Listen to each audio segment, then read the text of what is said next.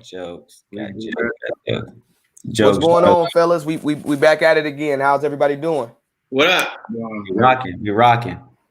That's what's up, man. I wanted to let everyone know. Thank you for your responses from our last broadcast. We really appreciate it. We took the feedback well. We're going to continue to offer these to you guys. All we ask is that you support us, follow us on Braspective on Instagram, follow us on Facebook and on YouTube. Subscribe, hit the subscribe button. We're going to continue to keep the content coming for you in these discussions. So today we're going to talk about something that's important, something that we all kind of strive for, we all look for, and that's relationships. So I wanted to start off with kind of asking you guys, you could talk about this from a general standpoint or very specific in your lives. What are some relationship goals? Who wants to go first? I'll start it off. The hashtag or what we talking about? Relationship goals.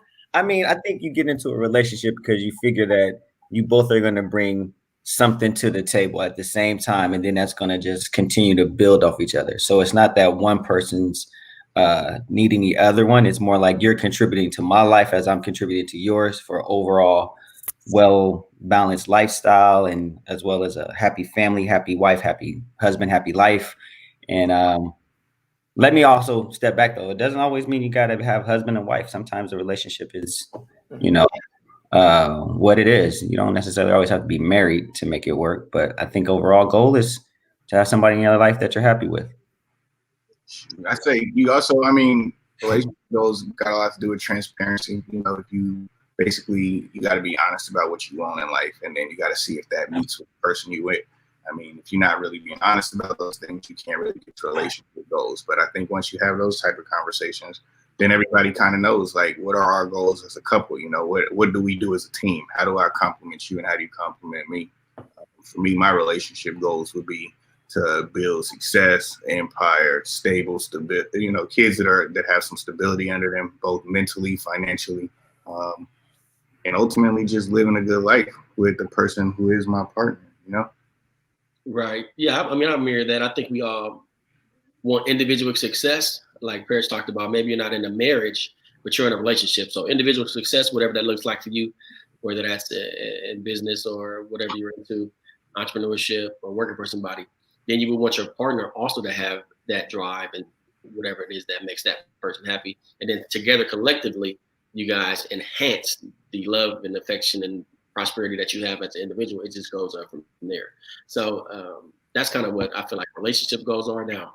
Individually and like in my marriage, like my wife went and got her master's earlier than me. Like she was done like back to back. I'm 36 now, just getting the master. So stuff like that is just kind of congratulations too, bro. Yeah, yes, sir. So stuff like that. You might do it at different times, but are you working towards stuff like that? So I think it's a good balance of maybe somebody might be making a lot more money, or somebody might be that much more educated, but are you doing something to where you're enhancing yourself? Right. Also just kind of, since you touched on that, my wife was the breadwinner in my relationship for a significant amount of years in my life. She was in her career field before me. She was more stable in that environment than I was. And then ultimately she supported me get into my career goals. And now we're, on that more equal playing field. But that took a while, So when we start talking about relationship goals, it might be somebody is ahead of somebody in the race. But do you believe in your, for lack of a better term, but it kind of is, in your investment? Do you believe that your investment is going to lead to your return? The return could be monetarily or in happiness. I don't necessarily think that I had to go and become the breadwinner to stay in my relationship, but it's nice to be able to have the bread and the loaf to bring to the damn table. So I got a question for y'all then. Is it important to be evenly yoked in a relationship?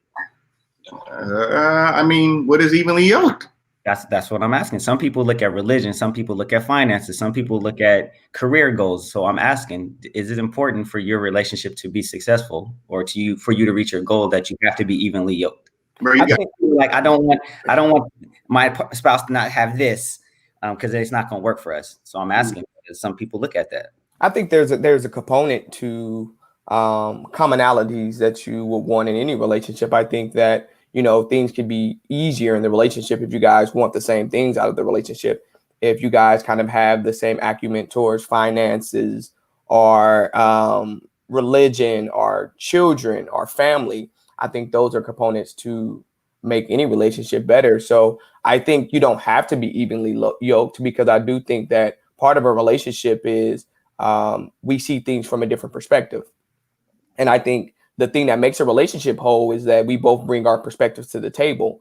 And now we have a clearer picture of the world. If you see the world from one perspective and I see it from another perspective, if we're sitting down and we're talking about it, then now we have a worldly perspective instead of just our narrow perspective. Right. So I think that, being evenly yoked is important, but I don't think you have to be evenly yoked. I mean, can you withstand the issues, the arguments, the adjustments? Right. It's the thing of, what are your deal breakers? So people got to know there's certain things that we might not see eye to eye on ever, but am I willing to compromise? But certain stuff, like you talked about, like religion and stuff like that, that might be hard for somebody to change their religion. Is that a deal breaker for you? So if it is, like some people we have a good friend. We all know this brother. He had a girl in college. They're both from Africa. He was Ethiopian. She's Eritrean, but she was Muslim. He was Christian. Her friend told him, can't talk to that dude. You gotta convert. You gotta get rid of him, or you out the family. So stuff like that. Those things you got to make sure are even, or I guess we would say. Right.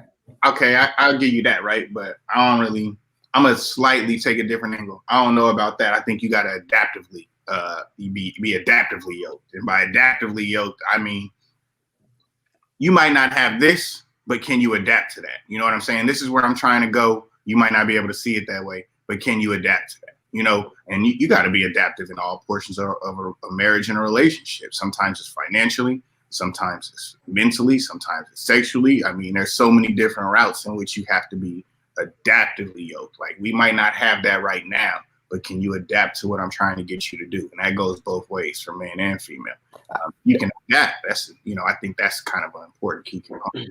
I think to have that becomes even more important, because I think even if at 25 we meet, I've been with my wife for 13 years. So, who we were at 23 is different than we are at 36. So our goals shift, right? Meaning that you have to have the ability to say, okay, I met you under these terms, but as we grow, obviously, and develop, and our mind change, right? Maybe when I met you at 23 years old, I wanted to be a lawyer. But now at 35, I don't want to be a lawyer anymore. Now I want to go to med school, right? Is there an ability to say, although we met under these terms, am I willing to make that adjustment?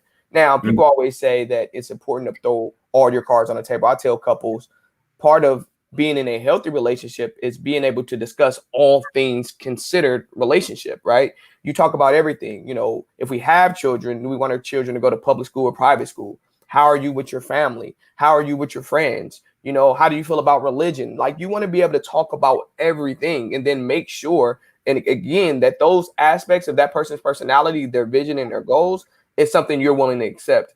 I think the problem is that a lot of times you see people who they may have some type of physical attraction to you, or they may have an attraction to your money or your looks, but not necessarily like you as a person. Right. And that's where we find out that there's a struggle with relationship goals, because those people never really had relationship goals. They kind of just had a thing based on some type of superficial thing, and it turned into having kids, getting married, and not really ever developing a real relationship. So I think that adaptability is definitely important. So Right. I think a couple. It's the word. I think what there is the idea. You ever hear people say, like, you like the idea of this relationship? Like, they never really invested in the individual to get to know them. They just like we present well together, or you bring some things to the table that I accept or I want to deal with, but I never really get to know you. So then after 13, 14, 15 years, you're like, wait a minute, that's how you really are? Yep. Or you just get to hide something within that, right? For 6 months, I knew who you were. Now we getting 10 years into this, and you talking about you wanna always be gone. It's not gonna work. So it goes back to what I was saying about evenly looking at the picture, making sure you're on the same page, and constantly having those conversations, I think, is very important.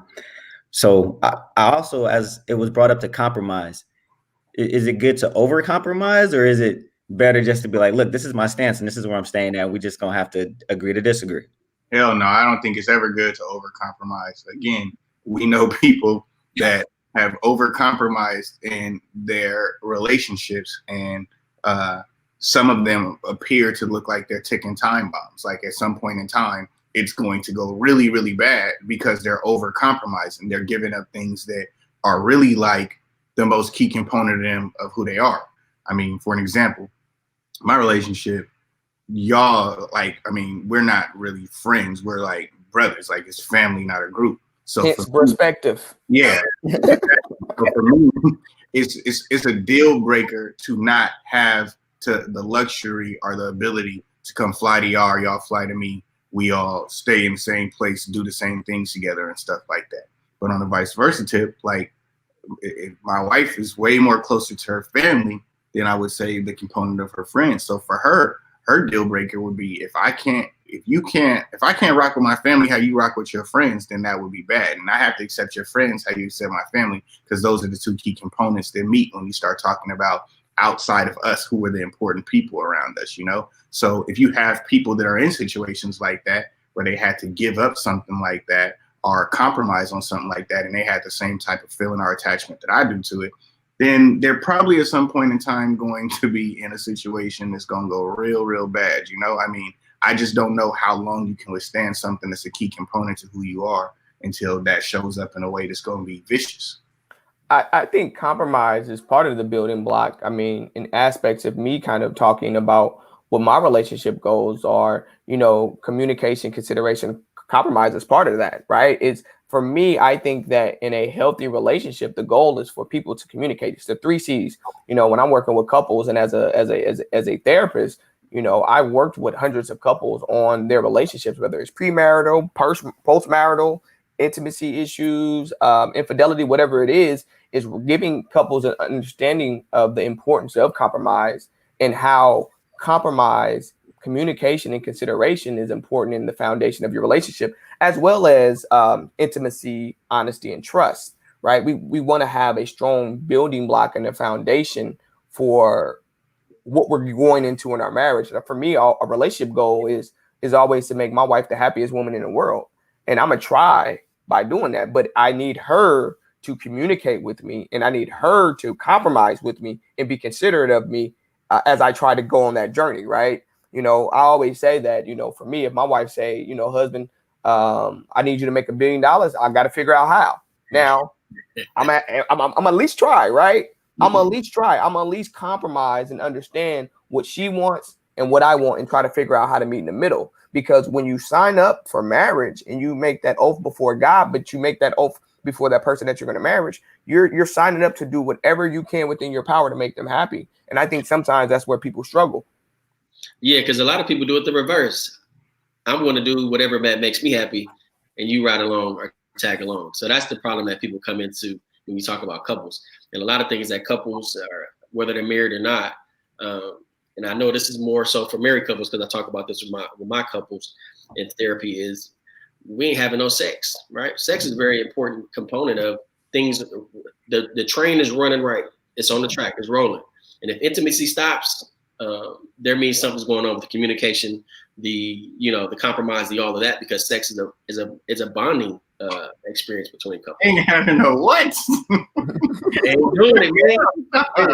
There's a lot of people out there, bro, that all the time. I'm just like, what? Wait, so my question is then, do you actually, because I'm not married and I'm in a relationship and I'm not married, but you know, we're moving along. But then at the same time, it's like before I get married or make the commitment to be married or, you know, whatever we decide to do, I want to be happy. You know what I'm saying? And I want her to be happy so that when we get married, the compromising and you got to do stuff to keep me happy is not there. Does that make sense? You know what I'm saying? Like, I want to just generally be a happy individual and be as comfortable as I am and present myself to where, like, I'm not looking for her energy to make my energy, you know, better. It's like we're just both bringing the same thing to the table. So when you're saying compromise, and if, you know, the track's going along and then something doesn't happen, it's like the conversation that's that comes from that. That's what I want to know next. Like, how do you have the conversation of, I'm happy, I want to make you happy, but right now we're not in that going down that track accordingly. Does that make sense? See, Perry, no, I am responsible for my energy, but you are too. Like, I could have chosen to be with anybody, and you could have chosen to be with anybody. So, are you responsible for my happiness to some sort of to a degree? Yes, you are, and that could lead to cheating right there in itself. If you don't feel that you're responsible for someone's happiness, energy, whatever the case may be, then you're gonna be in trouble already. Because I mean, a lot of people don't want to say it, but the truth is that men are sometimes and somewhat attention whores, like flat out, plain and simple. And the thing that makes them that is because they're getting that attention. That's someone else's energy contributing to how they feel about themselves. It's no different than women that are doing things that we feel are over provocatively or whatever the case may be. It's someone's attention that is driving that. So you are responsible for someone's energy. I know that, I think Will Smith or somebody said that. I don't give a damn. I disagree with him. Like, you do have to be, you are responsible for that. And if you don't show up and do those things, I mean, it could be as simple with women as saying, you look good today, or you look beautiful.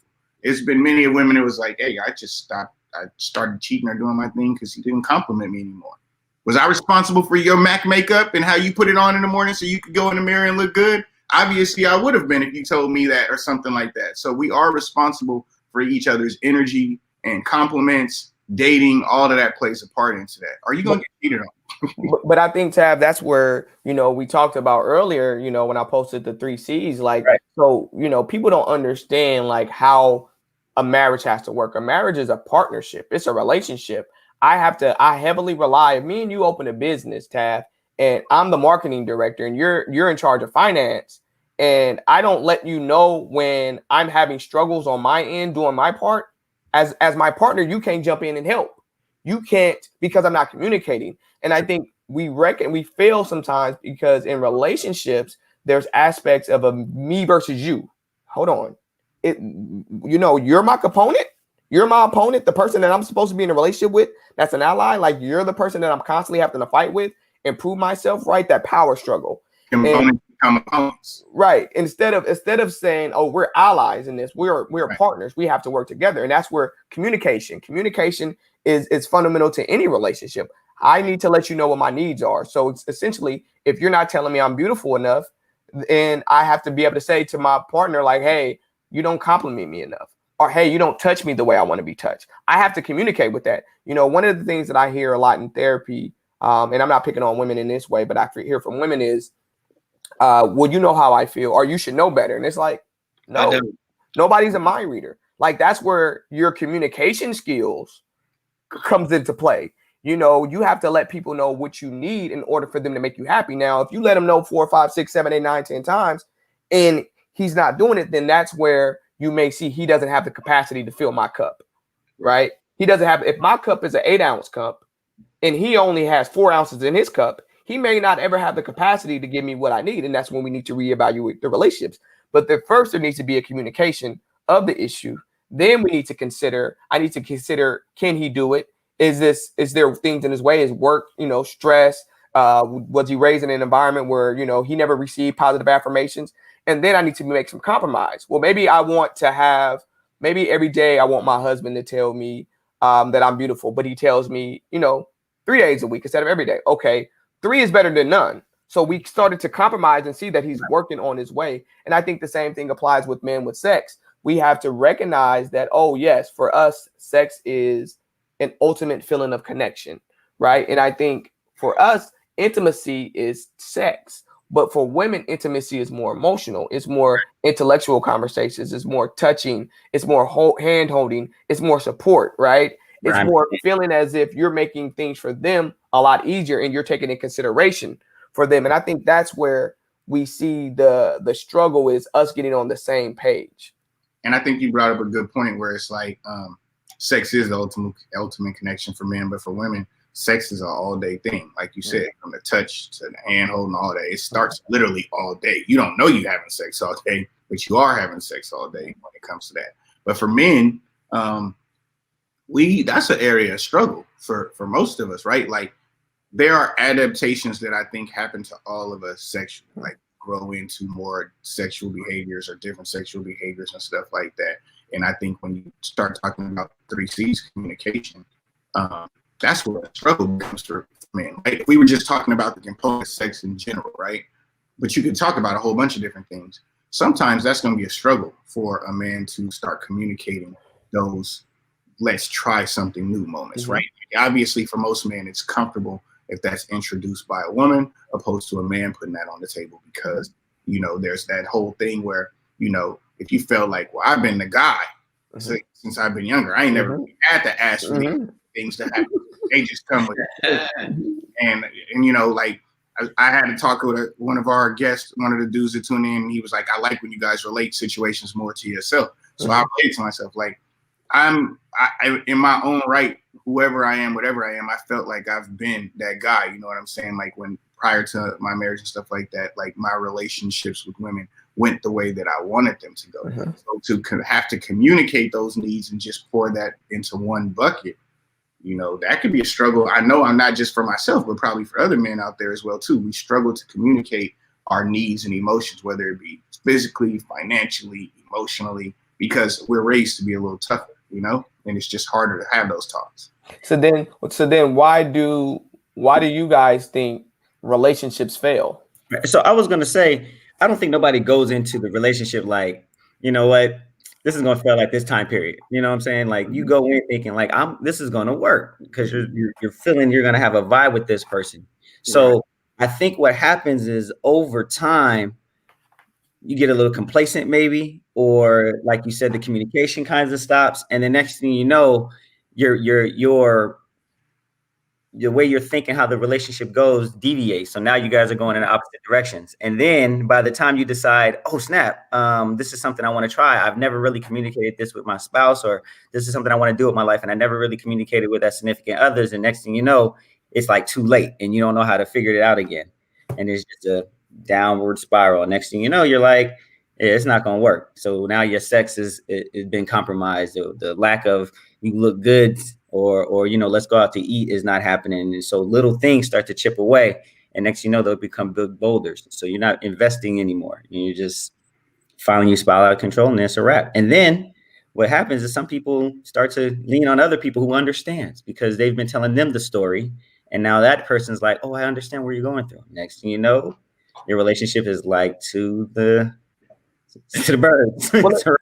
Let me ask you this, Jeff, because you're the one who's you know, you're specializing in you're getting your license as an LMFT, licensed marriage and family therapist. So you've done a lot of extensive research on couples and relationships. What are some things that you see in why couples fail? The top component we always know is communication, right? People bounce back from infidelity. Like I got some clients right now that are bouncing back from being cheated on. So people always say, oh, I'm done that, but we can talk about that a different way. Infidelity, of course, finances, right? And then the lack of communication about those three things, and why either I'm broke or why I cheated or why I'm not getting what I need from you. Those are the reasons why relationships really fail when we talking about in the room with therapy. And it's several aspects that are a part of all that. It's like transitions in life happen, or like somebody's like physically ill. If I'm physically ill, I'm not trying to have sex or be intimate or something like that. So there's all these layers that are tied or attached to each of those things. But communication, even if you got to write it down, like I don't speak well, language barrier, there's something, write it down or do something in that order to get your point across, and just make it like really simple. Like when you're communicating or you're having a conversation or argument, make it really simple and easy for somebody to digest. Don't make it this big around the circle Kanye talk. Make it something really simple that I can get what you're saying. And that way you can get your point across and be heard and vice versa. People bring up issues and argue, but they don't problem solve. Right. You know, rarely do people fight, argue, and then sit down and talk. And the most important thing to realize is if I'm talking to you talking, no one's listening. Right. Communication is about listening. 83% of communication is listening. So if people are not willing to listen to each other, if my wife is trying to explain to me that she's hurt, and all I'm doing is thinking about my comeback or my rebuttal to it, I'm not taking time to get an understanding of really what the issue is at hand, because I'm in defensive mode, right? I'm being defensive now. Hailstorm, right? Hailstorm and turtle. Hailstorm and turtle, right? I feel like she's attacking me.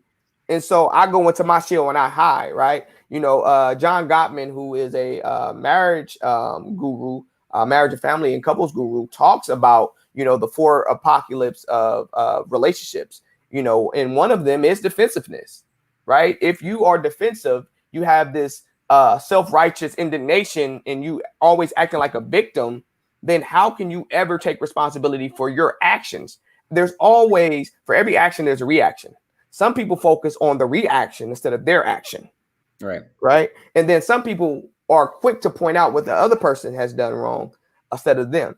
Then there's criticism, the constant criticism. You're always the reason when we're late. You're always the reason that these things happen. It's always your fault. It's always your fault. Right. Again, components of like gaslighting, always making your partner feel like they've done something wrong and something's wrong with them. And then we have being contemptuous. Contemptuous is when you feel like you're the superior in the relationship, right? You're always right, always correcting the sentences of your partner, always making them feel like they don't know what they're talking about, over talking them, interrupting them, when they're speaking to friends and family, because you feel like you're the superior. And then the last that a lot of people don't see is problematic. Jeff talked about the turtle, the stonewalling, not making yourself available to talk. Your partner wants to talk, you don't want to talk. You shut the door on them. Or you run for them, or you hide. Which aspects of that is you doing that because you feel like you need to do that to protect the relationship. But we can't solve problems if we can't talk about problems. It just won't happen. So let me ask y'all this, because Jeff brought that up earlier, and I got his opinion on it, but I wanted to hear the rest of y'all's. Do you guys feel like relationships can recover from cheating? And the reason I asked that, right, is because I notice around me a lot, there are different people that are going through different situations with relationship problems, infidelity, cheating, and things like that. What I find is that sometimes the embarrassment, right, that court of public opinion is really kind of what's veering those people off from being able to correct their relationships, right? But the bottom line is that we got people right now that are probably tuning in that are getting cheated on and know about it, are getting cheated on and don't know about it, right? Or have people that are commenting on them getting cheated on and they in the same exact boat.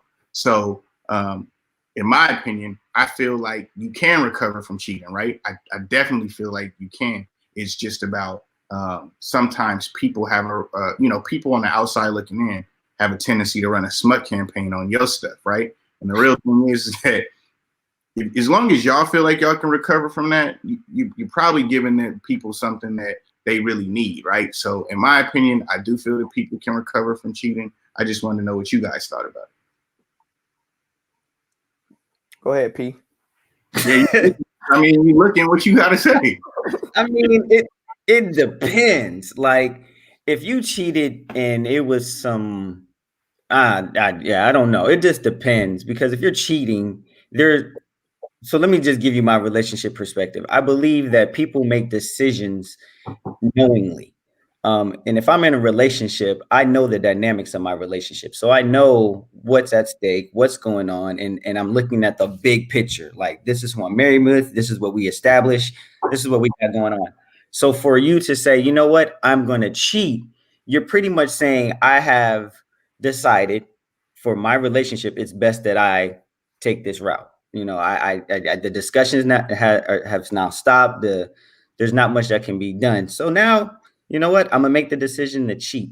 And so after you've consciously made that decision, and you cheated, then you come back and be like, yo, I still want to make it work, even though I cheated. It's kind of like, but you consciously made that decision to do it. It's not like it just fell in your lap. You thought about it. And you're not a dumb individual, because, I know what I value. I know what you value. So now that you cheated, really explain, like, you really gonna have to break it down to me why we need to make this work when you consciously made that decision to cheat. All right, well, here it goes then, because I'm about to take the gloves off. I'm tired of playing around with this shit. We're going to get to it. Right. I have known my wife and been in a relationship with her since I was 20 years old. I joined a fraternity when I was 19 years old, right? She was 5 to 6 years older than me. She was in her career, not a career woman, right? Do you think that nothing, I mean, there's stuff that comes with that territory. We've had our on and off moments where she's, you know what I'm saying, wasn't with me, I wasn't with her. Things have happened, and you can get past that. Like, it's a lot of people that have been dating the same person since they 20. Y'all smirking, but I ain't the only one out here preaching to the choir. And I better get an amen from one of the four of you. Turning this whole. You gotta see what's going on. All I'm saying is I better get an amen from somebody, because I ain't the only one out here on this island by myself. I got to hear the end of the sermon first before I give you amen. So I say this to say this is that, you know, we both had growth periods in our relationship. You know what I'm saying? Right. Both been things we've experienced. We've been too young, and we've had too many personality changes to get to the point that we are right now, you know? So something comes with that territory. I don't have to go all into detail for either one of us, but mutually, there are things that come with that territory. She has to deal with me and my imperfections and her growth. And if that really lines up with her life, I had to grow with her and her imperfections and her growth. And if that goes with my life. So I say that people can, evolve and get to that next level. But you got to think about this. You got to look at it in the context of this, right? So at 20, you think you're in a committed relationship, but you're really not, right? Right. So yeah, right. That's different. Like now where you are in your life now. So a lot of people got to understand that either you feel like you're in a committed relationship, but y'all haven't really committed to each other, right? You think that person might be your partner long term or whatever, but y'all really just dating. So when people just dating, I don't consider that really cheating in my perspective.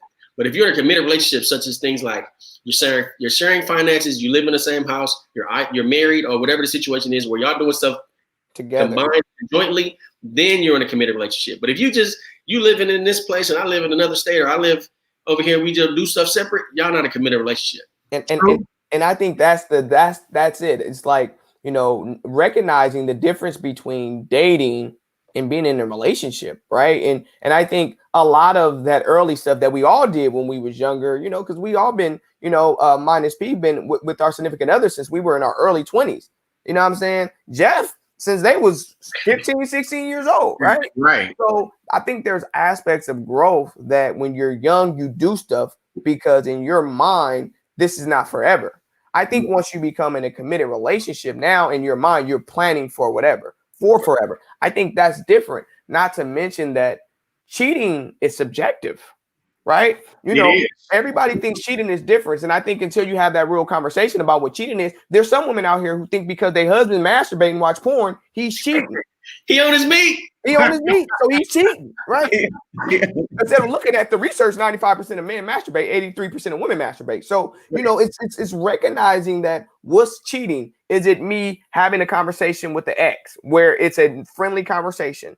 Is it, you know, me going somewhere and there are women there, but I didn't tell you about, but I ain't do nothing, right? What's cheating? And I think that's the problem. There's a difference between infidelity and cheating. Right. And that's why I brought up the perspective of, you know, your whole dynamic, you know what you got yourself into. So when you jump out to make that decision to cheat, you know, for the most part, how I'm cheating is because of, or this is why, or you're like, no, I'm really taking the time. And this is my opinion on cheating, taking time to really do something behind my significant other's back because they're just not enough for me. I'm going back to the question of that's why people cheat. Right. I would say this: we're talking about that, and we're letting people the certain crowd off the hook. There are married people out there that are cheating. You know what I'm saying? Like that's just the bottom line. We know that the statistics say that we are letting people off the hook. What I will say about that is that I do think that it's subjective. I think that two people can decide the identity of their relationship, but when you're not being honest about that, obviously there's some level of cheating. You can be cheating in your finances, cheating with a person, all of these things. When you're not being honest about those things, all of those are some level of cheating. I say that to say that even with the whole aspect of cheating, at some point in time, I think it's more of an individual decision, right? Cheating is a selfish act in general, right? Mm-hmm. It's about me. It's about you, whoever is doing that thing. It's not about what you necessarily did to me. It's about what I wanted to do for myself and what I decided everything else wasn't important at that time, right? It's always going to be about an I situation. It's not about, well, what you did. And so when you have that going on, people really, yeah, you can bounce back from cheating, but a person, like you guys said, when you're growing in your marriage, you're growing in your relationship and stuff like that, the individual has to decide when that's time out for them. In reality, you just better hope that your partner decided that they were willing to accept the time you were ready in your life to say, okay, time out, I'm done with that, right? I mean, because ultimately your partner plays a big part in that as well too.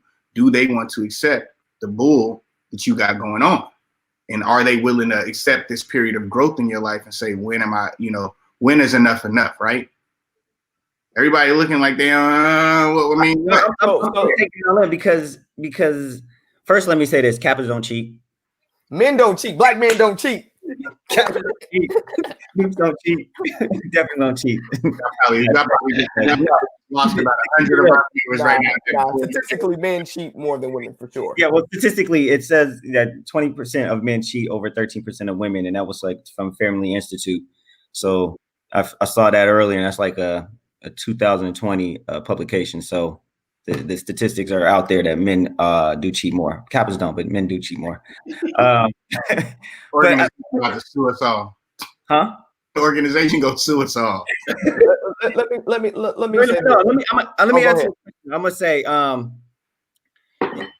it's just there's so many variations to what you just said, man. Right? It's just so many factors that play into what you just said, and it really comes down to sometimes it's the I to fulfill the I and what my needs are.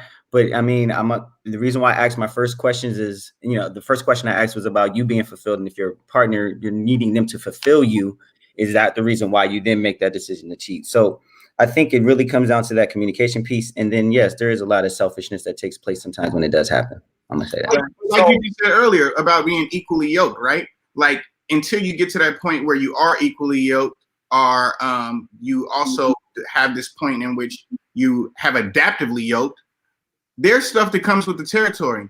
If I didn't make a whole bunch, if I'm not in my career, right, and now I have the luxury and the finance to look at life in a totally different way, could that change my outlook on things? If I go and get surgery and get a new booty, because that's what everybody out here doing. If I go out and get some ass shots or some new breasts and stuff like that, and I'm getting attention, is that going to change the outlook on my relationship? If I was 70,000 pounds and now I done got the gastro bypass and I'm out here looking like Trim Spa baby, is that going to change the outlook on things? There are so many things that come into play here that are of the world, that are just, you know what I'm saying, just these temptations that are dangled. And when people finally get a hold of them, it changes things. It's just like greed and money and success change things, change your circle. Same stuff happens in those type of situations too.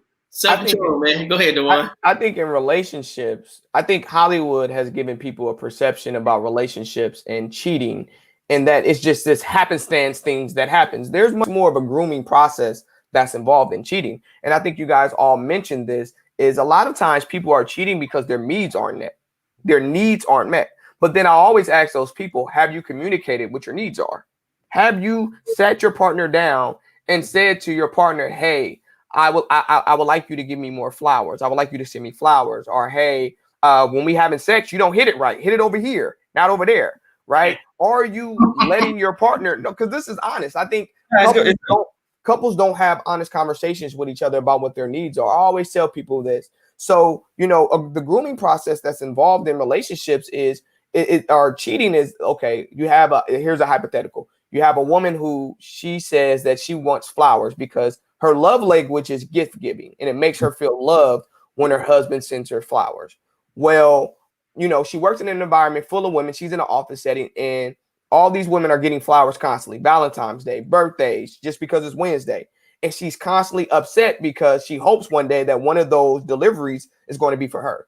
Well, the guy who likes her, who's attracted to her, has noticed that she looks sad when people next to her don't have flowers and she don't. So he starts to offer her a flower.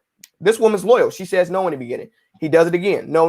Well, eventually he throws a flower there. She doesn't necessarily accept it, but she leaves it on the desk, right? That process now turns into, okay, I want to have lunch. My husband never asked me out for lunch. So then all of a sudden, the guy one day, hey, you would like to have lunch. Before you know it, this woman has been groomed, because with this particular person, she's let her guard down. She's talked about her vulnerabilities. So she feels comfortable with this person, and she finds herself in a situation where now, because her needs aren't being met, she's cheating, not because she wants to cheat, but because those needs don't change. Maslow's hierarchy of needs. But I also think on the flip side, the same thing that happens with men. Your husband's married. He says, "Hey, I want some fellatio, or I want this, or I want that," right? And he goes 8, 9, 10 months without sex. It becomes increasingly hard when he's constantly getting those sexual advances to turn him away. He's at the bar one day. The waitress who has seen him a million times said, "Hey, let me take you back in the alley and give you fellatio," because his needs are met. That man is more likely, he's more vulnerable to grooming, to someone actively saying, "I'm going to sit here and I'm going to, each time I see him for 10 minutes, 5 minutes, I'm going to work on helping me get into their good grace so I can cheat." And I think that's what the problem is. Are we really expressing what our needs are to our partners, so therefore they can know what they need to do to keep us happy? And a couple of things I wanted to say real quick. I see the comments going crazy, y'all. We are definitely going to get to the questions inside of the comments, even if we got to go over a lot of time that we normally see. Anybody asking questions, do not leave. We're going to get to them. The second thing I want to say is that, yes, and what Dewan is saying, that is very true. You will have a lot of women that be like, "Oh, I got cheated on." And then they look at the girl that they got cheated on with and be like, "Well, she looks like Rasputia. Like, how would this even happen?" But Rasputia, Precious. and I'm just being honest. Well, if in the notion of fellatio, because that's what we call it today, that Dewan was talking about, well, Rasputia works at his job and she just brings cupcakes to work. Then she brings the cupcakes of the flavor that she likes because she heard that the dude likes German chocolate mint cupcakes or some bull like that. Then the German chocolate mint cupcakes turns into a thank you. Then it turns into, well, Rasputia's not no threat because she's not, she ain't nobody. She's Rasputia. Then it turns into, well, it's been 30 days since the last time you put your face in my lap. And Rasputia loves, she can eat a hot link like a hot dog contest. Boom. That is how it happens. Like, and I don't give a damn. I ain't gonna get in trouble tonight. I guarantee my night gonna go great regardless. So this is real. I have seen women be like, "I know he didn't just cheat on me and leave the house to go rock with Rasputia." Rasputia is never getting put on. She's never getting put on. But Rasputia is the winner of the hot dog eating contest. Let's keep it real, Taff. Rasputia is nasty. I'm nasty. I don't want to tell you how nasty I am. So therefore, I'm going to act out this nastiness with Rasputia because I need to come home and be what I'm supposed to be for you. But I really need Rasputia to allow me this nasty moment because she ain't never going to get on. When she's done, I don't even want to look at her no more. But for those 10 minutes, in my eyes closed, Rasputia was the greatest person on earth. Well, let me ask you this then. It sounds like some of the problem is that what you see is the things that people are willing to do to get you, right, they're not willing to do to keep you. And I always look at people when they're in my office and you have a couple and the wife is simply asking the husband to take her out more, right? Yeah. She wants to take him out more. She wants him to get in the shower before they have sex, right? She wants him to be nice and treat her well. The problem is nasty. Everything that wife is asking her husband to do, as soon as that relationship ends, they get a divorce, he gonna go do it for the next person. Why not do it for the person you went? Why not do everything to make that person happy? Oh, I'm not gonna do that. Well, hold on. How are you in a relationship with someone? You're in a lifetime commitment with this person, and you're saying what you're not going to do. Right. That goes back again to what I was saying. Like when people make that decision to cheat, and that's why I'm like, when the question was asked, do you take the person back?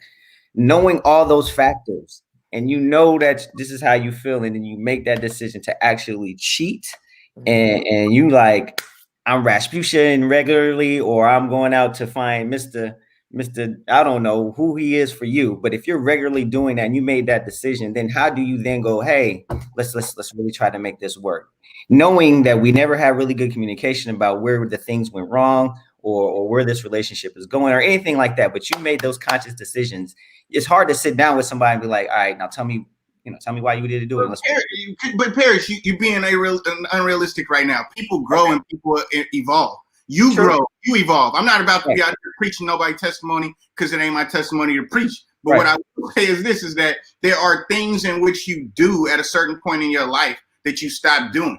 As a single man, if you've had and been used to having 10 women or all 31 flavors at Baskin Robbins, what happens when you actually start having to choose to just buy the vanilla cone?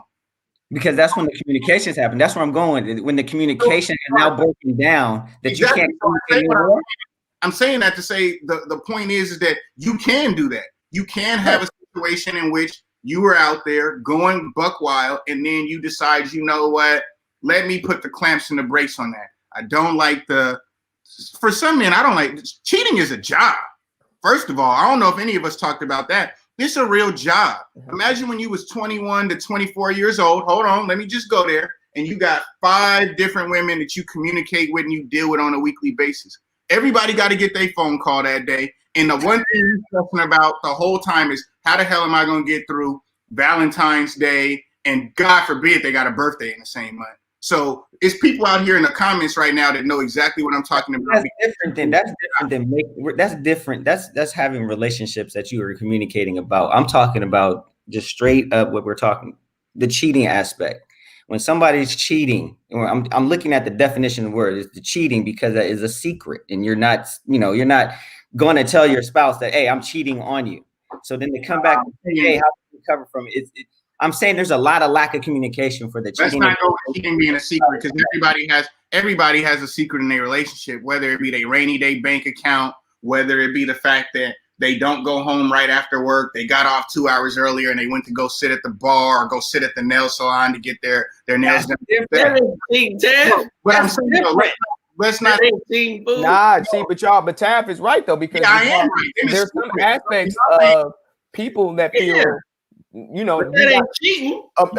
If we talking about, some people are missing of the truth is cheating. Like, you didn't tell me the truth. You cheating right now. Where he talking about it's a secret, then it's a whole bunch of secrets to have. It's a lot of cheating going in everybody's relationship. Then I'm not trying to go with what he's talking about today. I'm not. That's why I mentioned more so infidelity, or even more so adultery, because I think that's kind of a lot of the focus is, people don't recognize and understand that we all go through growing phases in our life of dating and trying to figure out what we want. It's Build-A-Bear. I always tell young people, look, you 16, 17, you in high school, you probably shouldn't be in a relationship with just one person. You should be dating, and you should be honest and let these women know, like, hey, I don't want to be in a relationship. I'm trying to figure out what I want. But when we say that to them, oh, you're promoting cheating. That's not promoting cheating. That's promoting getting a sense of what you really like from a relationship standpoint. Right.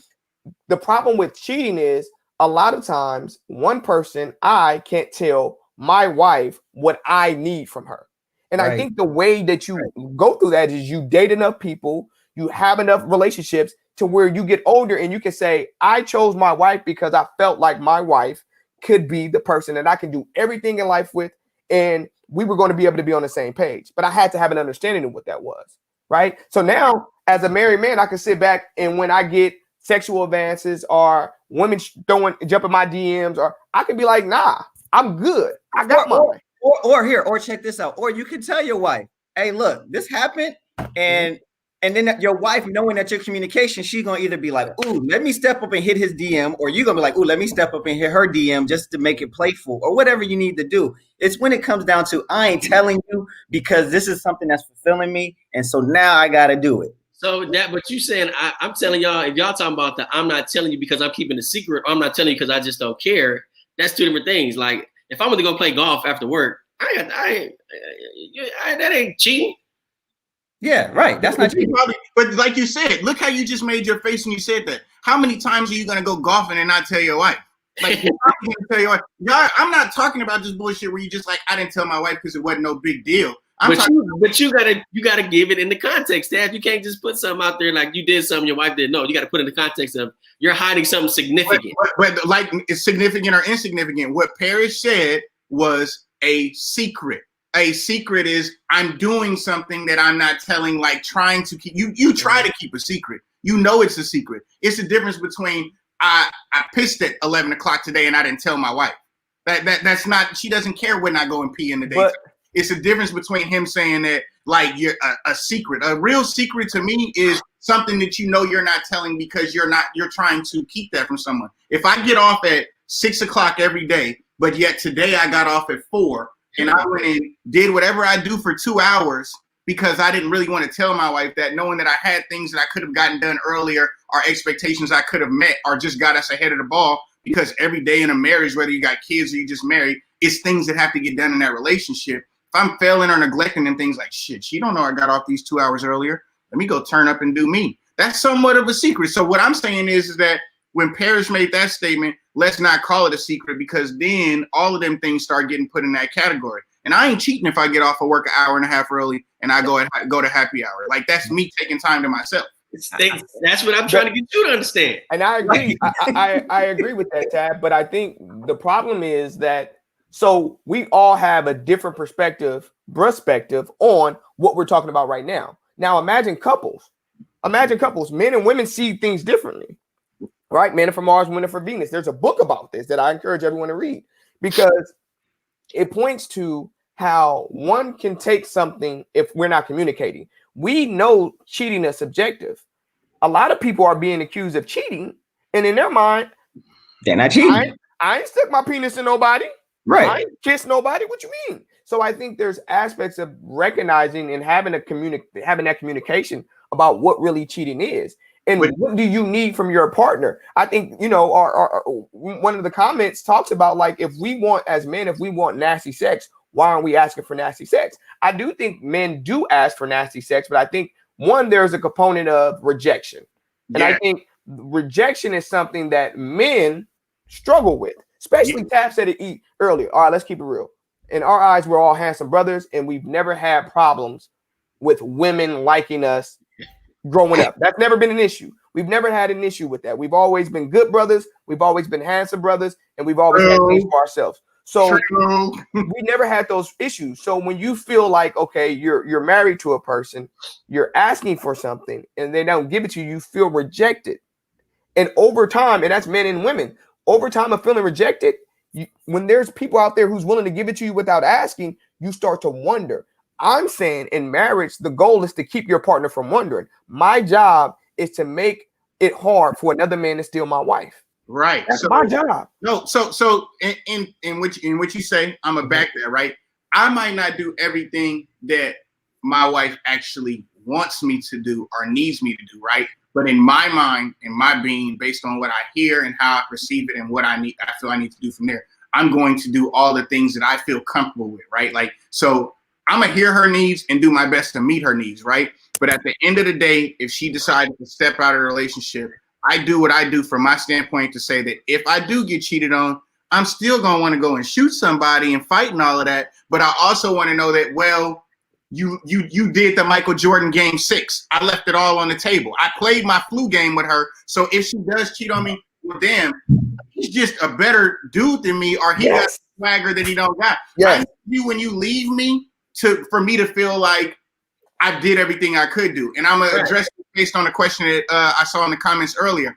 I know I did everything I could. So if it doesn't work, if my marriage failed, I can feel okay with the fact that I did everything I could to make it work, and it failed because maybe I didn't have enough of the thing to satisfy her. And I love her so much, I would want her to be happy. I tell my wife all the time, I want you to be happy, even if that's not with me, because I'm gonna be mad.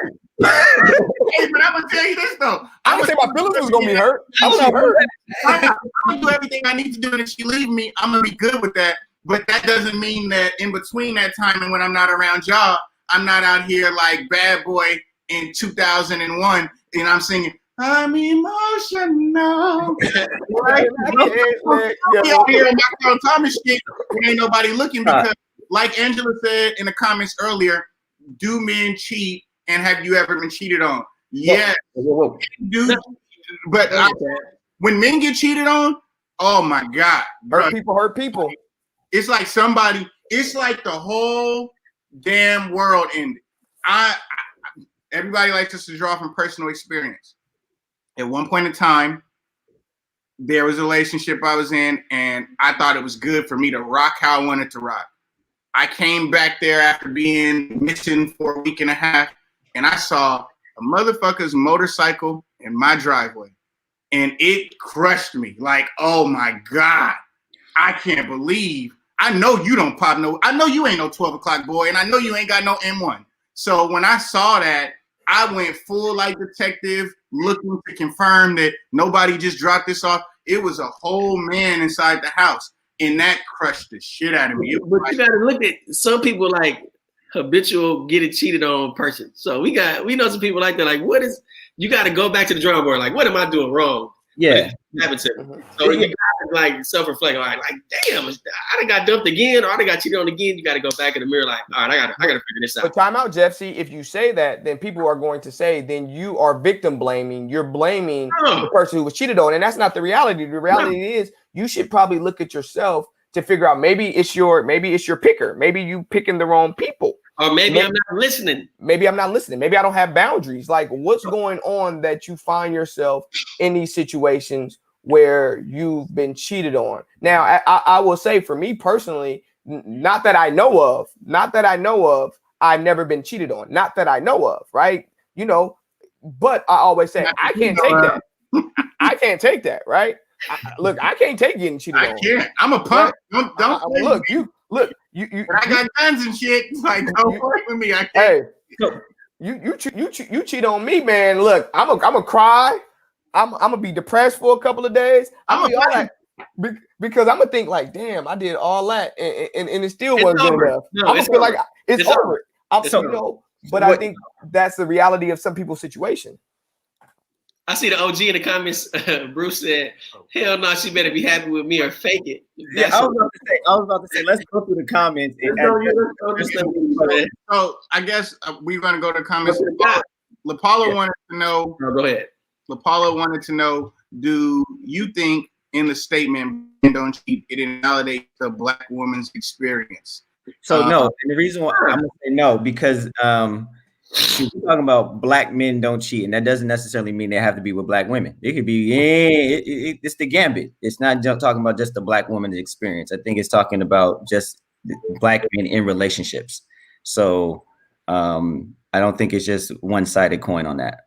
Yeah, I would say no. I think I don't know if this is perception or not. I have been single a long time, but it's like Black men or just men in general are really promiscuous, which is right.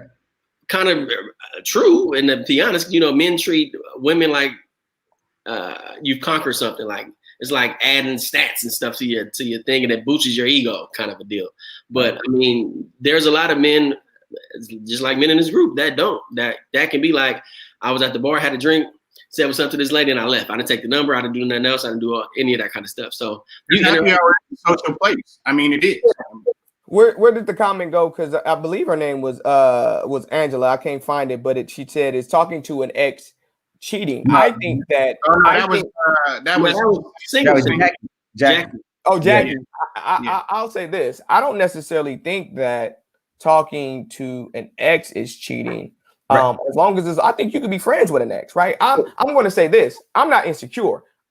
Bro, I think I'm the baddest out here in the world, right? So I ain't insecure. Like a butterfly sting like a bee. Right. I think Dewan is in the same mindset as me. Like, if she gone, dude, he got game. He got it. If you take my wife, bro, you got it, bro. You got the smoke. You know what I'm saying? Look, wait. My wife, you gotta take the whole financial package to come with her too. But I will say that. If I feel like there's consistent communication with them, and maybe that man is getting things that I'm not getting from my wife, you know, look, he's getting that vulnerability from her, and she's telling him about her day, and they he and ha and laughing, and me and her don't never laugh, or she's sending him selfies, not necessarily inappropriate selfies, just selfies, and she don't send them to me. Then I'm like, okay, now we're talking about an entanglement. Now you're working towards. Now you're talking about working towards something. That's what's the problem. But if it's happy birthdays and how has things been and things of that nature, I have no problem with it because at some point you care for that person and you're going to always want to make sure that they're okay. And there's nothing wrong with that. Yeah, it depends on the intention. It depends on the intention. And that goes back to everything Dewan just said. If your intention is just to stay cool every now and then check in, because you guys have had a past relationship, and at some point it was good, but now it broke off, and you can probably remain friends. Mhm. But if your intentions is beyond staying friendly, and like Dewan said, you start sending a selfie and it starts getting a little risque, you starting to make that conscious decision to do something different. So it depends on the intentions of those texts and how that communication takes place, that I don't see a problem with it. I'll say this in my own personal experience, right? Like, I have the luxury of having a circle of friends and that whole 6 degrees of separation where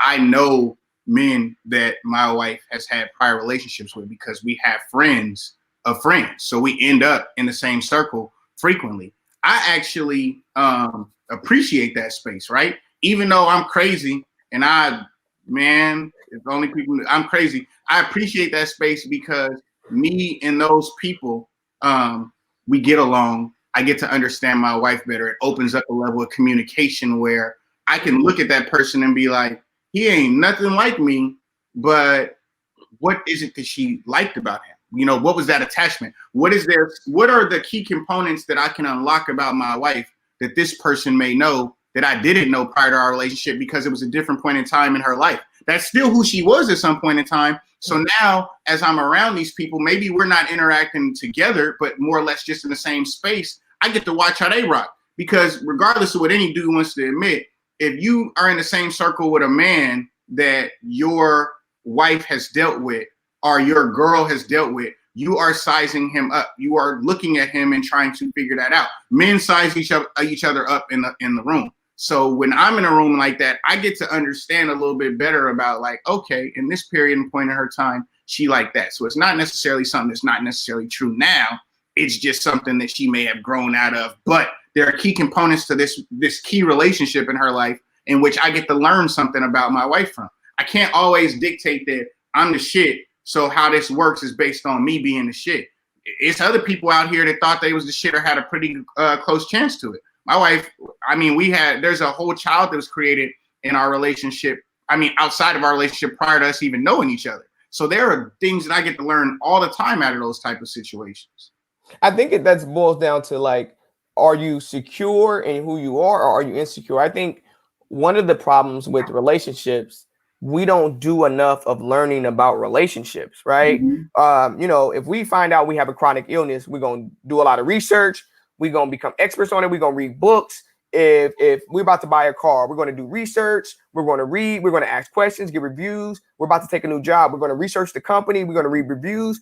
How often do we go out and seek advice in relationships? Right. Real authentic advice. Who has a relationship mentor? The person, if you've been married 10 years, who's the person that been married 20 years that's a mentor that can kind of give you guidance? I think part of the problem in relationships is overall, a lot of people don't go out and get more information on how to be an expert on a relationship. They ignore statistics. They ignore the Bible. They ignore whatever it is that they're using as a point of reference, and they just make those selfish, egocentric decisions. I think our ego gets in the way too. For men, our egos are very fragile. So we don't communicate. We don't show vulnerability. We don't cry. We don't let our wives know when we need things. But I also think sometimes roles and what people think gender roles are gets in the way too, because I think my job is to help my wife in whatever capacity she needs help. If at one point in time my wife is if she's working a lot and I'm working less, then I'm a cook and I'm a clean. If at one point in the relationship I'm broke and I need money and she got it in her account, then she better give it to me. Right? If big facts. You know, if she's sick and she's sick for a long period of time, she's in the hospital, you know, I have to be willing to take on my role as well as her role, because that's the responsibility of being in a marriage. But people don't think that, because they say, oh, that's not my job. Your job is to do this. My job is to do that. Okay, well then that goes back to no, but I was gonna say too, and shout out to Mrs. Bradley and Mrs. Galloway, the wives. Don't put no DMs in our comments later. They'll run down all on your ass. It's also too, Miss Galloway said she better be cool with the ex, and Miss Bradley said depends on the ex's intentions. I'm gonna go ahead and side with them. That's what I just said.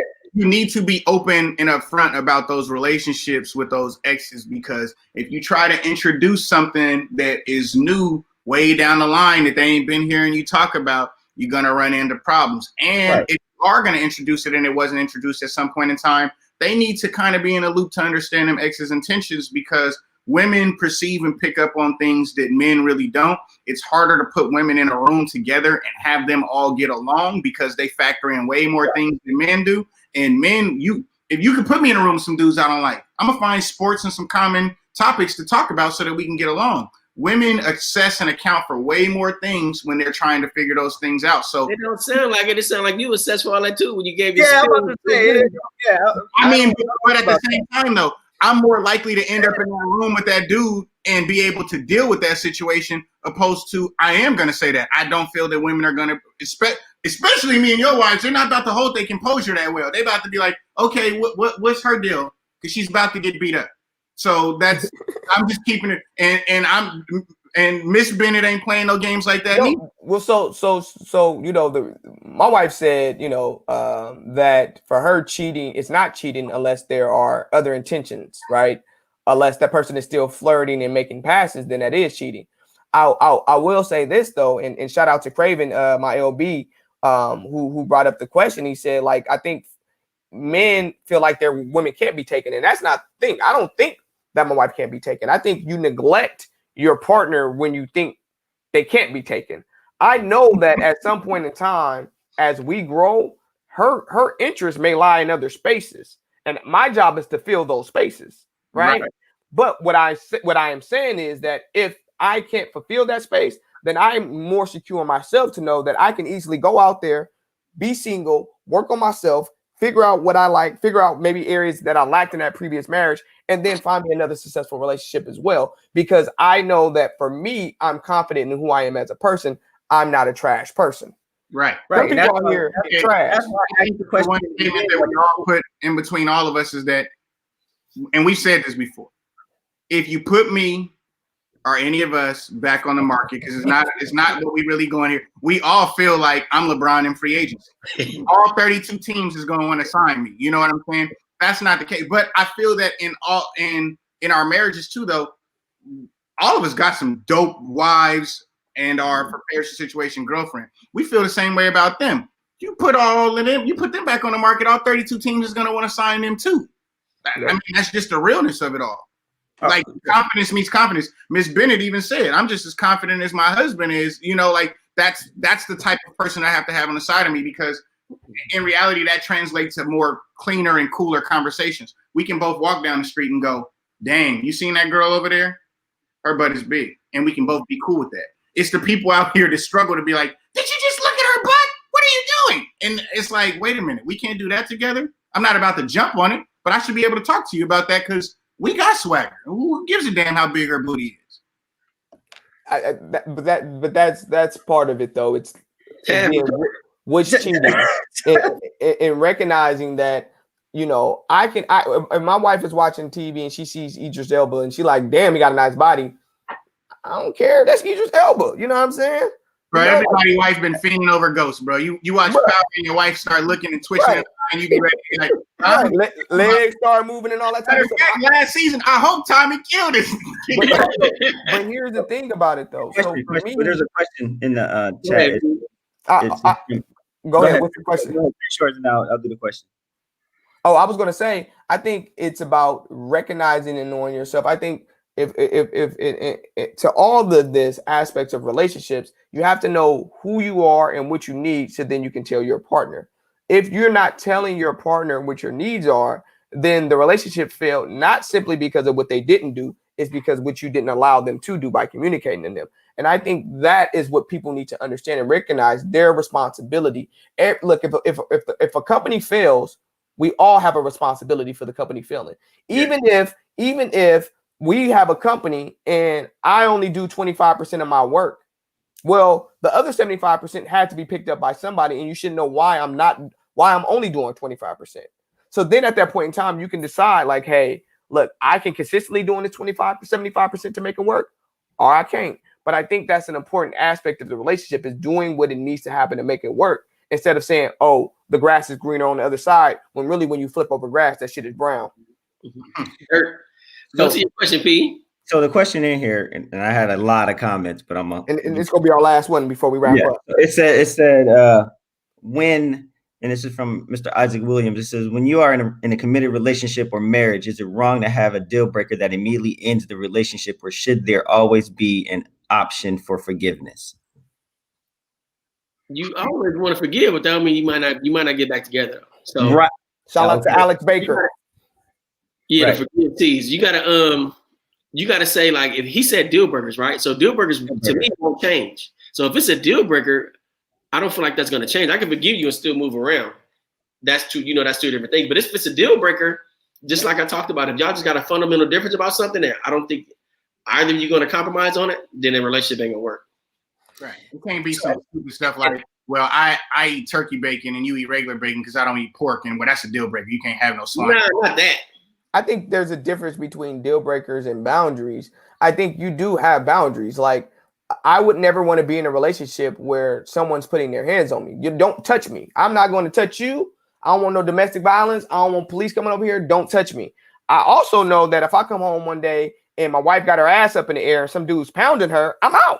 That can be a deal breaker. Like, and I'm fine with saying that's a deal breaker, right? Like, I think people, when they say, oh, you're putting me in a box. No, I have respect for myself as well as I expect her to have respect for herself, that there are some things that she's willing to work through. There's some things that I'm willing to work through, but there are some things that you want. I always tell my wife this, and this may be for another discussion. Like, if I ever did something intentionally to hurt our kid, she should consider if I'm the man she's going to be with. You have women out here, or women and men who children are being physically assaulted, emotionally assaulted, and sexually assaulted by their partners, and they still in that relationship. No.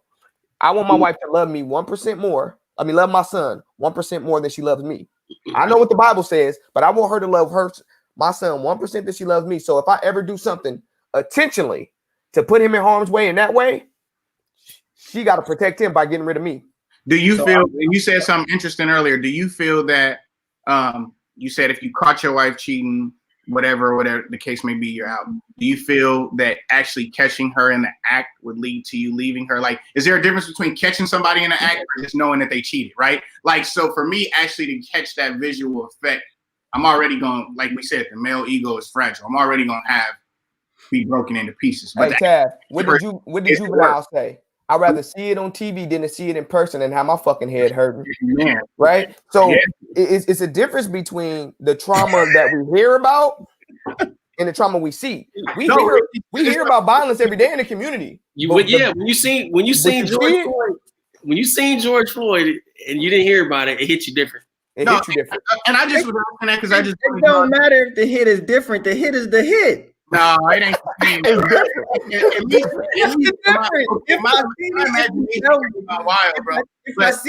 If I see where you tell me or whatever, I still know. That's all. It ain't the same to me. I know. It's a difference between I know what my wife sounds like in a bedroom with me, opposed to I walked in my house and heard that same sound. Bro, I'd be hurt. Because it doesn't matter if I'm really good at what I do or not really good at what I do. The fact is that particular sound is made for me. So if that sound is made for me in my house and I'm not the one in my bedroom making it, Nick, I'm going. Let me say this. You're missing this. Hold on. Before you go, Pete, you're missing this. What if your wife, she has verbal signs of pleasure? She's moaning when she's with him and she don't moan with you. How that feel? Shit!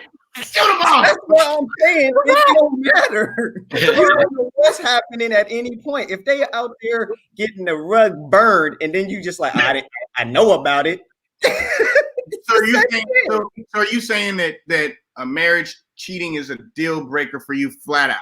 Oh, I didn't say it was a deal break. I didn't say that. I'm just saying when we were bringing up knowing about it and seeing it, I'm like, shoot, they're both gonna hit me the same way. Because the fact that I know who you are and I know how you get down, and that you doing that with somebody else and it may hit a little different, I don't need to see it to know how I'm gonna feel either way.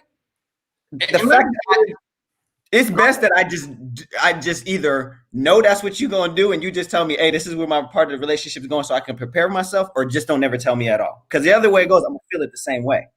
And let me say this too. We talked a lot about cheating today, and do they cheat or not? The bottom line is this: people's personalities, their wants and needs. It was said a long time ago that people change every 7 years. I actually think it's more frequently than that. Just figure out, for whoever's in here watching in any whatever situation, what it is that you want to be able to withstand or not withstand on. I mean, obviously, at the end of the day, it really comes down to what you believe in your investment, like stocks. Some stocks go up, some stocks go down. Are you willing to ride with that stock in the bad times because you believe overall it's going to lead to that financial growth, or not even growth, but relationship growth that you want or not? Like, you have to be able to ride that volatility. I'm not telling anybody what they should or shouldn't do. I'm just saying that we're not judging you for if you choose to stay or not. We just felt that it was very important for us to have this conversation. So I was going to say, my ending was the reason why I brought up in the beginning of, if you are happy within yourself, and that's why I was asking, if I'm happy within myself and then I meet somebody and I'm requiring of them to fulfill my needs and I fall short or they fall short, and now I'm searching for answers, then there was a lack of communication and there was other things within myself that was missing. So that's why I posed a question in the beginning. If I'm comfortable in myself and she's comfortable in herself and we can have those open dialogues and communication, then that perspective of what's cheating changes. And then I'm not searching for other needs if I already know I can communicate with my spouse. And if I'm thinking if those things are happening, then it's a wrap. I think that where we have to make sure that we are working on ourselves is constantly getting information. I think that if there is a feedback loop that you don't mind getting yourself in, it's constant getting information. If you're going to be married, or you're going to be in a long-term healthy relationship, or you're going to be in a open marriage, polyamorous, whatever it is that you choose for your relationship, then you should get educated on that. And I think that where we can't figure is just because we're married, we can't get information from other people. Right. We talked about the importance of counseling, but making sure that if you're married, you get premarital counseling, right? You go and talk to somebody just so they can talk about finances and goals and all that stuff with you. And then if you're having struggles in your relationship, you get marriage therapy. Now I understand for people, marriage is an intimate thing, but in order to grow, you got to be open to feedback and more information. And too many people, they get stuck in their own mind and their own way of thinking, that when it's time to make any changes, they feel like you're trying to change them and you're hurting them, instead of recognizing that I'm trying to make changes within our relationship. Right. And then Joey also said too, because I don't want to leave any of the people out here putting their questions not answering them. Joey said, what if it's a celebrity? What if you're at the store and your lady is looking at another man and commenting? Is that okay?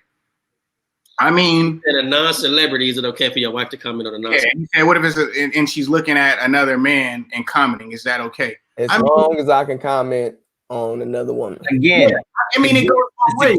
Of yourself. Celebrity or not, right? The standard is still the standard when we're talking about I'm gonna go with celebrities, but I'm gonna break it down past that. Right now, we was watching Power, and my wife thinks Ghost is attractive. Obviously, most women think Ghost is attractive, right? But now we at the house watching P-Valley. It's my show, P-Valley.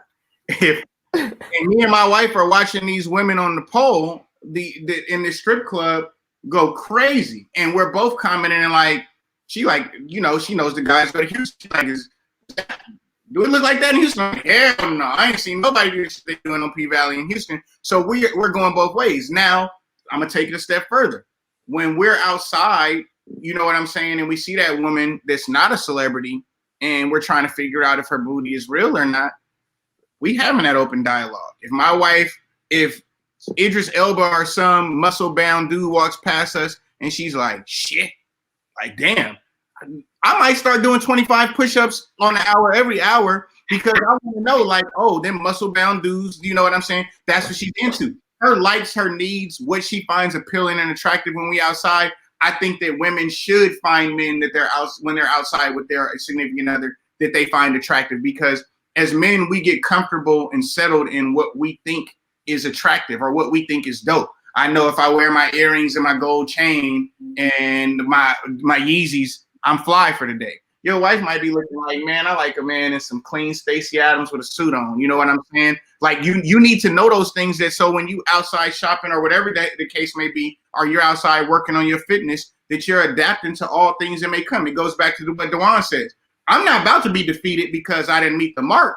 Let me know what the mark is so that I can at least decide if I can reach that standard before I just have somebody come in and swoop in and take my position. I know it's not that easy, but I like to know things that I can continue to do for growth, because nobody wants to be in a relationship, whether it's man or woman, with stunted growth as far as physical appearance, attire, sexually, financially. Everybody's looking for more life, more love, more sex, more success. For sure. I love that. I love that. What you got to say, Jeff? I wish we had more time. Hold on. We got to let Jeff say something. Come on, BT, what you got to say, Parrish? Because first of all, if you were securing yourself and she's like, ooh, that's Idris Elba, he's hella buff. I'm not working out more just because, ooh, you think a buff dude is buff. I may work out more just because I want to do it. But if I'm already securing myself, I'm going to continue to improve on myself so that you can just love me or be engaged with me more. I'm not going to improve on myself because you saw something and I'm like, ooh, I got it. Chris Brown dances well, so let me go out here and learn how to pop. No. First of all, Parrish, the dynamics of this show make us great, right? We all come from different backgrounds and different things. You are 40-ish. Yeah. You are not in the dad bod category. You work out. You challenge the group to work out all the time. Your ass should be in the dad bod category by statistics. So don't tell me that you don't. But that's not because somebody else saw somebody. Not just your own physical health, but you set a standard to be like, I'm not about to be 40 in the dad bod category. Like you are pushing the needle based on society and trying to break them norms regardless. That dude is just trying to be healthy, bro. But somebody saw his album was like his abs at 45 is good. I'm like, oh snap, I'm doing it because I want to do it, and I want you to just be happy with who I am. I'm not doing extra. But then you know what? I guess I must be the shallow one out the group because I got to shave my face every week for work, right? But I tell y'all this, I found a way to figure out how my facial hair grows, because when my wife was looking at that damn goatee in them suits, I was trying to go to court every week. And the week that I was trying to go to court that wasn't on my work day, I was trying to have enough facial hair to be in a suit and a goatee, because both ain't gonna come in my house and take my wife. That's plain and simple.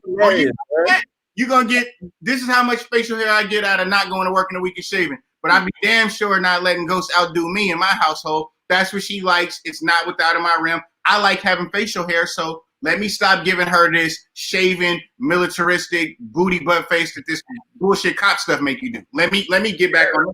What you got to say about it, Jeff? I was just about to wrap up and just say, man, keep the lines of communication open. Is what really the most important part of being in a relationship. Whether that's listening to what your partner has to say, or whether you're telling your partner what you need. And if you hear something continuously over and over and over, and you're not compromising, that you're willing to do it, then that person probably is going to seek that elsewhere. So just try to do your best in regards to making your other person happy, and hopefully they do the same, and that's what makes a great relationship. And Dewan, I know you're gonna close us out. We repped Alex earlier. Joey, y'all ain't done it yet. Y'all check it out. Dope Dads. You got a black business, or you got a business in general, DM us at Braspective so that we can market your stuff. We would love to give you guys some promo. Please DM us so that we can all figure out how we can make that work for all of us involved. But shout out to Joey. If you guys don't know about his company, it's through Instagram at Dope Dads. Check him out. Yeah, shout out Alex Baker. You know, his Forgive shirts. I'm gonna have to put in the comments how to find him on Instagram, on IG. But yeah, he got some shirts, man. Forgive Alex Baker. He was on our very first episode that we recorded. And again, yes, if you have a business, you know, you want to send us some t-shirts or something, you know, we don't mind giving you a shout out with your information and things of that nature. We support black-owned businesses for sure. We support all businesses, but yeah, you know, we'll holler at you. I think first of all, I wanted to again thank you, brothers, for joining in. I know it's Sunday. You know, we got a work week that starts tomorrow. Our families value this time where we can kind of connect. So I always appreciate you guys jumping in with us on these weekend days. I think that to wrap it up, I want to say, make sure we're educating ourselves, guys, about relationships. If there's information out there that's going to help you, why wouldn't you get it? Right? Why wouldn't you get it? And if you have to learn about yourself, if you have to do some self-discovery, some counseling, you need to learn your attachment style, whether you're fearful avoidant, dismissive avoidant, anxious, preoccupied, or secure. Learn those things about your partner. Learn their love languages. Learn those things so you can be in a better category to be happy. And And Joey, if my wife is commenting on a dude in the grocery store, I don't care as long as she comments on me as well. But if she don't comment on me, then she can't comment on nobody else. And that's kind of how I view it, right? Shout out to G Mommy. I mean, that was the officiant on my wedding. That's my second mom. That's my son's probably favorite person on earth outside everybody in the house. She always keeps it real and keeps me balanced. She literally said to Joe Henry, she's not going home with that person. And G Mommy got a whole bunch of experience in life. We'll give a damn what they say about the person in the grocery store. Like G Mommy said, they ain't going home with that person. They ain't going home. Well, that'll work. Well, I appreciate you guys. Thank you for all the viewers and the comments and the feedback. We look forward to it. I'm gonna throw some of the resources that I mentioned, some of the books. I'll throw them in the comments on Instagram. Follow us on Instagram at Braspective. Follow us on Facebook at Braspective, and follow us on YouTube. Share, like, comment. We appreciate it. We have more conversations. I got one more. Trying to build it up. Yeah, I got one more. And if you do share a comment and something that you're interested in hearing Braspective talk about, let us know. And also, we deciding to definitely like have lives in between our Instagram live sessions. We're gonna start trying to do that to recap episodes. If you guys want to chime in, follow us so that you can definitely get some of us going on live together to talk about the recap of the show, what we thought, other comments or questions that popped up from there. But everything Braspective, we appreciate y'all. And remember, it's just perspective. It's brothers' perspective on these situations. Thank you guys. You guys take it easy. We out.